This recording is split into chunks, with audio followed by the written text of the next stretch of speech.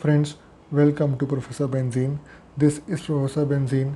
Today we are discussing the second part of the first chapter of class 11th chemistry, some basic concepts of chemistry.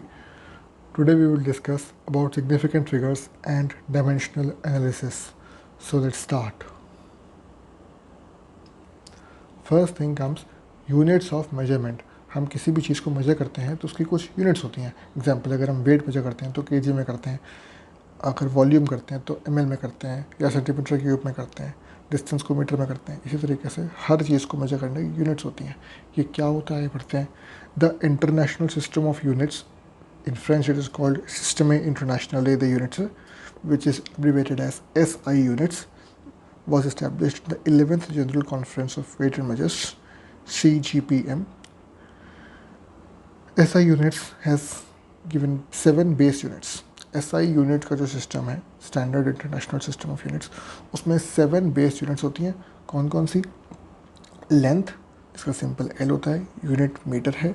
So SI unit of metre length is metre, SI unit of mass is kilogram, and time is seconds, electric current is ampere, temperature is kelvin, amount of substance is mole, and luminous intensity is candela.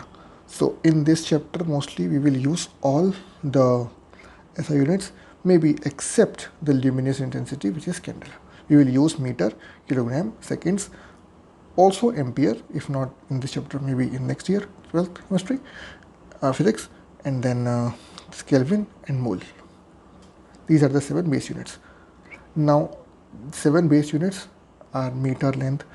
So this unit is 1 meter, 1 meter of length, 1 kilogram of weight. What is 1 meter of length? What is 1 kg? How do you measure 1 meter? How do you know that this much distance is 1 meter distance? How do you know this much weight is 1 kg weight? How do you know how much is 1 second? And so we need to define properly that what is 1 meter length. So we define it as the meter is the length of the path traveled by light in vacuum during a time interval of 1/299,792,458 of a second. यानी कि 1 metre वो distance है जितना कि light travel करती है vacuum में in almost 3 lakh, 1 second के 3 लाखवें हिस्से में वैक्यूम में लाइट ने जितना डिस्टेंस ट्रेवल किया उसको बोलते हैं 1 मीटर लेंथ. इसी तरीके से बाकी यूनिट्स के भी डेफिनेशन दिए हुए 7 यूनिट्स हैं. Metre, kilogram, seconds, ampere, kelvin, mole and candela. इन सभी के डेफिनेशन हैं प्रॉपर जो यहाँ पे लिखे हुए हैं. This is just for the purpose of information. अगर आप पढ़ना चाहते हैं तो वीडियो को पॉज करके इसे पढ़ सकते हैं आराम से. आगे बात करते हैं डिराइव्ड यूनिट्स एंड प्रीफिक्सेस. अब बेस यूनिट्स की बात हमने कर ली, ये 7 होती हैं, लेकिन टोटल यूनिट्स तो 7 नहीं होती, बहुत सारी होती हैं. तो इन 7 बेस यूनिट्स के बेसिस पर हम करते हैं डिराइव करते हैं यूनिट्स कई सारी. कैसे करते हैं. Many physical quantities can be derived from the 7 base units are termed as derived units. जैसे कि area which is length of square, square metre, metre square. Area होता है, लेंथ का स्क्वायर होता है, तो उसका सिंबल हो गया मीटर स्क्वायर. फिर वॉल्यूम होता है which is cube of a length, तो मीटर क्यूब उसकी सिंबल हो गई. फिर डेंसिटी होती है which is mass upon volume. ना mass is kg, volume is metre cube, तो मास केजी पर metre cube is the symbol of or the unit of density. Then velocity, that is distance upon time. Distance is meter, time is seconds, so velocity is meter per second. Then acceleration, it is speed change with time. Speed is meter per second, with time is seconds, so meter per second square, which is acceleration.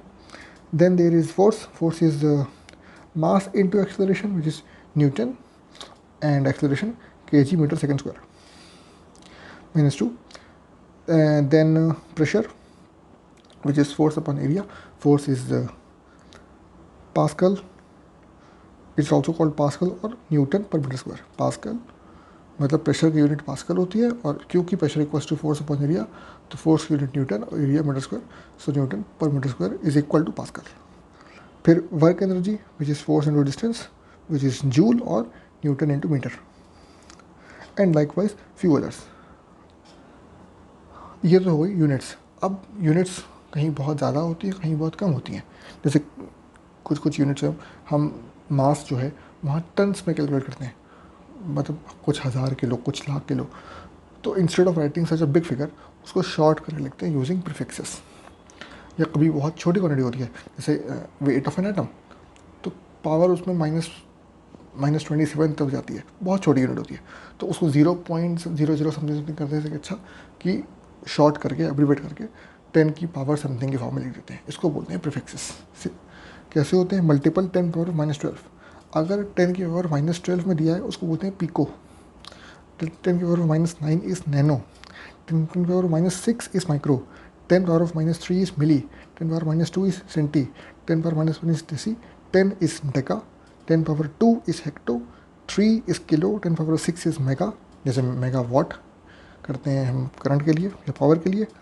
इसके अलावा 10 power 9 is giga, giga bytes जो computer में use होती है। फिर टेरा 10 power 12, ये भी hard disk की जो मेमोरी होती है उसको करते हैं टीवी में, तो that is actually 10 power of 12। अब आती है अनसर्टेनिटी इन मेजरमेंट। तो अभी तक हमने बात की अलग अलग यूनिट्स, तो मेजरमेंट करेंगे। अब मेजरमेंट हमेशा एक्यूरेट तो नहीं होता, अनसर्टेनिटी होती है। क्यों? इसके दो फैक्टर हैं, एक नेचुरल फैक्टर, एक मैन मेड फैक्टर। तो man made error, human error की वजह से कई बार मेजरमेंट अनसर्टेन नहीं हो पाती है। अनसर्टेनिटी इन मेजरमेंट को काउंटर करने के लिए कुछ तरीका यूज़ करते हैं। क्या करते हैं? साइंटिफिक नोटेशन यूज़ करते हैं। Scientific notation in which any number can be represented of the form n into 10 power of n, where n is an exponent having a positive or a negative value and capital N can vary from 1 to 10। यानी कि scientific notation किसी भी चीज़ को अगर हम n into 10 to power of n के form में लिख सकते हैं तो उसको बोलते हैं साइंटिफिक नोटेशन, साइंटिफिक तरीका लिखने का। यहाँ पे कैपिटल N क्या है? 1 से 10 के बीच का कोई भी नंबर हो सकता है, और 10 पावर ऑफ n जो पावर में n है, exponent that can be anything, positive value और नेगेटिव वैल्यू। जैसे कि हम देख सकते हैं 232.508 एक नंबर में दिया गया। इसको अगर हम और सिंप्लीफाई करें या अगर इसको हम साइंटिफिक नोटेशन में लिखें तो क्या लिख सकते हैं 2.32508 इंटू 10 पावर ऑफ 2। डेसिमल हमने शिफ्ट कर दिया और बना दिया साइंटिफिक नोटेशन, पावर आ गई 2। सिमिलरली 0.00016, देखिए जीरो बहुत सारे हो गए, बहुत छोटा वैल्यू है। 0.00016 can be written as 1.6 into 10 power of -4।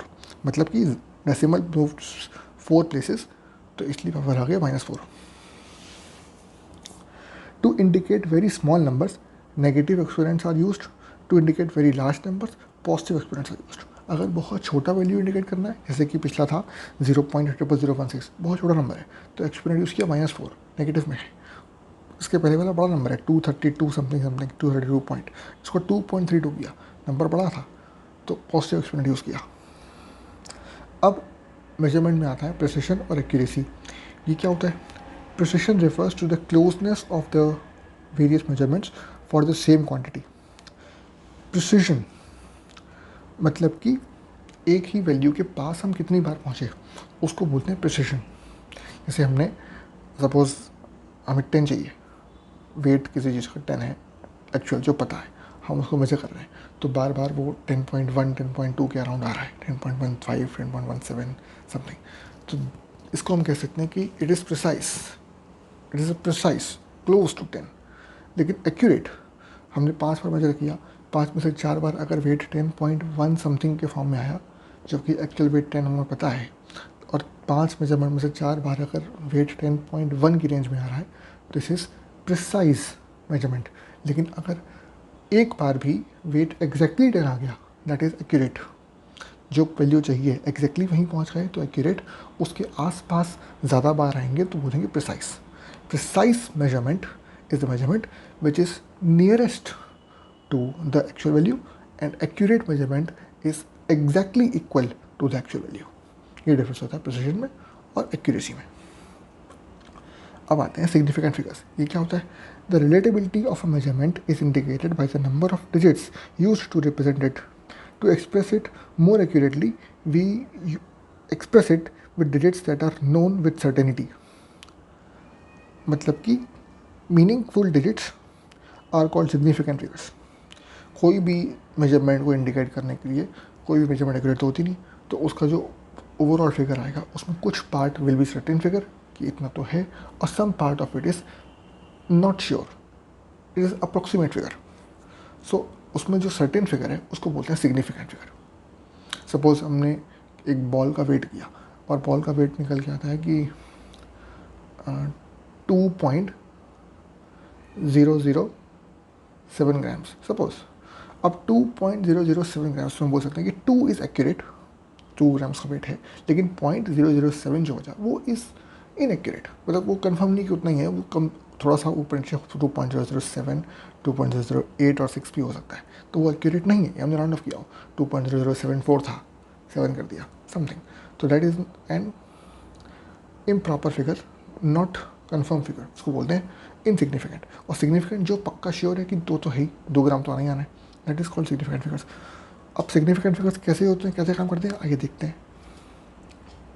Determining the number of significant figures, कैसे पता करेंगे कि एक मेजरमेंट में जो नंबर निकल के आया उसमें कितने सिग्निफिकेंट फिगर्स थे. All non zero digits are significant. जितनी भी नॉन ज़ीरो डिजिट होंगी सब सिग्निफिकेंट होती हैं. पहली बात मतलब कि 1 to 9 all digits are significant. For example 6.9 has 2 significant figures, तो यहाँ जीरो है ही नहीं. Where while 2.16 has 3 significant figures, again यहाँ पे जीरो नहीं है. The decimal does not determine the number of significant figures. Decimal से फ़र्क नहीं पड़ता. अगर 2.16 लिखा होता तो भी सिग्निफिकेंट फिगर 3 होते, अगर 2.16 लिखा तो भी 3 है, 21.6 होता तब भी 3 होते, तो डज नॉट मैटर. जितने अगर ज़ीरो नहीं है all non zero are significant figures, पहला पॉइंट. दूसरा, a zero become significant in case it comes between non zero numbers. Example 2.003 has 4 significant figures, 4.02 has 3 significant figures. अगर दो नॉन ज़ीरो नंबर के बीच में ज़ीरो आ रहे हैं, मतलब 2.003 में 2 is non zero, 3 is non zero, but 2 और 3 के बीच में आ गया तो ज़ीरो, 2.003. तो यहाँ पे नॉन जीरो नंबर के बीच में जितने भी जीरो आते हैं they all are considered as significant figures. मतलब 2.003 has 4 significant figures and 4.02 has 3 significant figures. Zeros at the beginning of a number are not significant. एक significant figure non zero figure के left side पर, मतलब significant figure जो number है non zero number है, non zero number से पहले जितने भी जीरो लगे हों they are not significant. Example 0.002 has 1 significant figure while 0.0045 has 2 significant figures. दोनों एग्जाम्पल में नॉन जीरो नंबर कौन सा है, पहला ऊपर में 2 है, नीचे वाले में 4 है, उसके लेफ्ट साइड पर, यानी कि नॉन ज़ीरो नंबर से पहले जितने भी जीरो लगे वो सिग्निफिकेंट नहीं माने जाते, that is not a significant figure. इसी तरीके से zeros at the beginning of a हो गया, all zeros placed at the right of a number are significant. Example 16.0 has 3 significant figures while 16.00 has 4 significant figures. Zeros at the end of a number without decimal point are ambiguous. देखिए, एक non zero number के left side पर जितने भी zero लगे हों वो सब होते हैं सिग्निफिकेंट में इंक्लूड नहीं होते, लेकिन एक नॉन ज़ीरो नंबर के राइट साइड पर जितने भी जीरो लगे हों वो सब सिग्निफिकेंट में कंसिडर किए जाते हैं. मतलब 16.0 में नॉन ज़ीरो नंबर जो है 6, उसके लेफ्ट राइट साइड पे एक ज़ीरो है which is considered significant figure, तो कितने हो गए 16.0 हैज़ 3 सिग्निफिकेंट फिगर्स. लेकिन zeros at the end of a number without decimal are considered ambiguous, यानी कि 200 has only 1 significant figure not 3. Why decimal नहीं लगा इसलिए. अगर 2.00 लिखा है तो सिग्निफिकेंट फिगर 3 है, लेकिन अगर 200 लिखा है तो सिग्निफिकेंट फिगर कितना है, 1 है. In exponential notation the numerical portion represents the number of significant figures. Example 0.00045 is expressed as 4.5 into 10 power of minus 4. In terms of scientific notation, the number of significant figures in this case is 2, while Avogadro number 6.023 into minus 23 is 4. Scientific notation में significant figures को रखा जाता है capital N की जगह, और बाकी zeros होते हैं जो भी नॉन सिग्निफिकेंट फिगर्स होते हैं उन सबको नोटेशन के फॉर्म में कन्वर्ट कर देते हैं, यानी कि पावर में ले जाते हैं, एक्सपोनेंशियल फॉर्म में आ जाता है. एग्जाम्पल जैसे हमने यहाँ पे लिया था कि 4.5 इंटू 10⁻⁻⁴, एक्चुअल नंबर था 0.00045। इसमें सिग्निफिकेंट फिगर 2 ही थे, क्योंकि नॉन ज़ीरो नंबर जो 4 है पहला, उसके राइट साइड पे 4 ज़ीरो हैं जो कि सिग्निफिकेंट नहीं होते।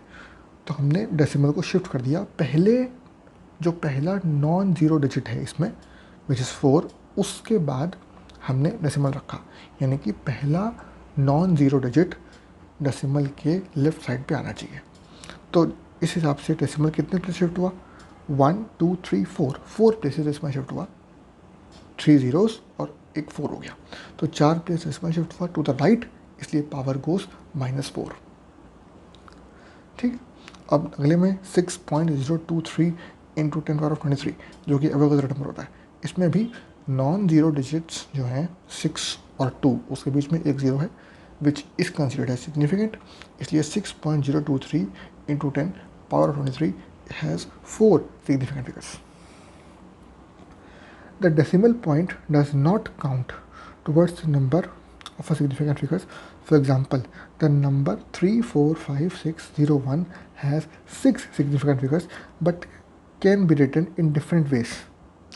अब एक नंबर है 345601, इसमें 6 और 1 जो कि नॉन ज़ीरो डिजिट्स हैं, उसके बीच में एक ज़ीरो मौजूद है, लेकिन वो भी सिग्निफिकेंट है क्योंकि it is surrounded by non-zero number digits both. So it has 6 significant figures. Now we can write it in form of 345.601, 0.345601 or 3.45601, any form. All of them have 6 significant figures.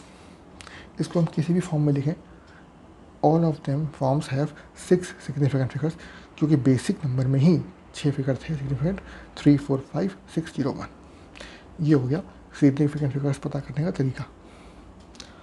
अब significant figure बनाते समय figures को round of भी करना पड़ता है, जिसको हमने पढ़ा था बचपन में, एस्टिमेशन करके एस्टिमेट निकालना। यहाँ पे राउंडिंग ऑफ कैसे करते हैं वो भी देखते हैं। The rounding off procedure is applied to retain the required number of significant figures. Required number of significant figures को रिटेन करने के लिए राउंड ऑफ करना पड़ता है। जैसे कभी बहुत ही लंबा सा नंबर दे रहे उसको बोलेगा कि bring it down to 4 significant figures. जैसे उसने आपको नंबर दे दिया कि एक वियर्ड सा नंबर दे दिया, उसको बोला कि bring it down to 4 significant figures, तो डेसिमल्स कम करने पड़ेंगे, ज़ीरो हटाने पड़ेंगे, ज़ीरो लगाने पड़ेंगे, कुछ भी करना पड़ेगा, उसको 4 सिग्निफिकेंट फिगर में शो करना है। तो इस केस में राउंड ऑफ करना पड़ता है। कैसे होता है, if the digit coming after the desired number of significant figures happens to be more than 5, the preceding digit figure is increased by 1। Example 4.317 is round off to 4.32, यानी कि अगर हमको बोला कि 4.317 को 3 सिग्निफिकेंट फिगर्स पे शो करो, इसमें 4 सिग्निफिकेंट फिगर है, उसने बोला कि 3 फिगर्स में शो करो इसको, तो 4.31 हमको चाहिए था, मिल गया, which is 3 significant figures. Now the digit followed by the last significant figure which is required, जो कि यहाँ पे 1 है, इसके बाद की डिजिट जो बढ़ गई वो 7 है, विच इज़ मोर देन 5। तो अगर मोर देन 5 डिजिट छोड़ रहे हैं तो प्रीसीडिंग नंबर को, यानी कि 1 को राउंड ऑफ कर देंगे अगले नंबर में, +1, so it becomes 4.32। Simple language में 4.317 का एस्टिमेट राउंड ऑफ क्या होगा, अगर एक प्लेस कम करना है तो 4.32 होगा, सिंपल, वही किया। और यहीं पे अगर उल्टा होता, if it is less than 5 तो it figure remains the same. Example 4.312 होता और इसको 3 डिजिट में करना होता, 3 सिग्निफिकेंट फिगर्स तो शो करना होता, तो 4.31 ही रखते, 4.32 नहीं करते। क्यों? क्योंकि लास्ट डिजिट जो कि 2 है विच इज़ लेस देन 5, इसलिए it remains 4.31। If digit happens to be 5, the last mentioned और preceding figure is increased by 1 only in case it happens to be odd. If in the case even figure the preceding digit remains unchanged. अब अगर हमने पढ़ा, अगर 5 से कम है तो last figure will retain itself, अगर 5 से ज़्यादा है तो last figure will be increased by 1।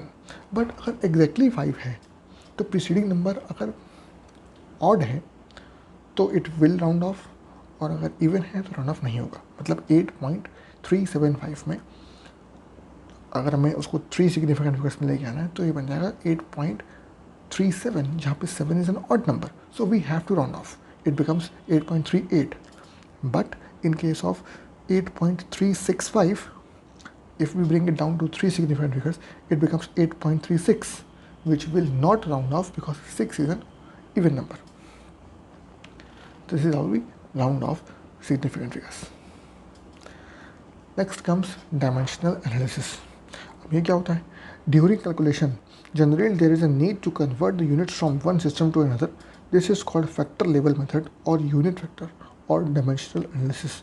यानी कोई भी मेजरमेंट को आपस में कैलकुलेट करने के लिए एक सिग्निफिकेंट फिगर में एक सेम यूनिट पे जाना पड़ता है. यानी कि आप ml को लीटर के साथ कंपेयर अगर करोगे, ऐड करोगे, तो आंसर वुड बी एम्बिगुअस, आप कैलकुलेट करने में दिक्कत होगी. लेकिन अगर हम दोनों को ml में ले आए, यानी कि सपोज आप ऐसे कि 1 लीटर वाटर में 400 ml वाटर और ऐड कर दो, तो उसको सिंप्लीफाई करने के लिए ये कह सकते हैं कि 1 litre water equals to 1000 ml of water. ना 1000 ml water plus 400 ml water is equals to 1400 ml water which is equal to 1.4 litre of water. तो यहाँ पर हमने लीटर को ml को बराबर कर लिया. या तो लीटर को ml में चेंज कर लेंगे या फिर ml को लीटर में कर लेंगे एज रिक्वायर्ड. इसको बोलते हैं dimensional analysis. Dimensions same banana. The dimensions of a derived quantity are the powers to which the basic quantity have to be raised in a product defining the quantity. Dimensions of a एक derived quantity की dimension क्या होती है? The powers to which the basic quantities have to be raised. Basic quantity को कितनी power पे raise करें to define the quantity in a product defining the quantity. It is based on the fact that if two quantities need to be equated, they must have the same dimensions or units. दो quantities को अगर compare करना है, आपस में equate करना है, तो उनकी यूनिट्स सेम होनी चाहिए. इसी फैक्टर पे, इसी बात पर बेस्ड है पूरा का पूरा डायमेंशनल एनालिसिस. मैंने जैसे एग्जांपल दिया आपको लिक्विड का, इसमें अगर मास आ जाए, को ये बोला जाए कि शुगर है, मान लीजिए 2 kg of sugar, 2 kg sugar में 20 ग्राम शुगर ऐड किया, तो अब कितना हुआ? 2 kg sugar and 20 gram sugar, which is quite large difference between the two quantities. 2 kg sugar is 2000 grams of sugar and 20 grams of sugar, which becomes 2020 grams sugar. So it is easier to calculate if we reduce kg to grams. Gram plus gram will be gram, which will form 2020 grams sugar, which is 2.02 kg. उसको बाद में फिर से change कर लिया, लेकिन calculation easy करने के लिए दोनों की यूनिट्स को सेम किया.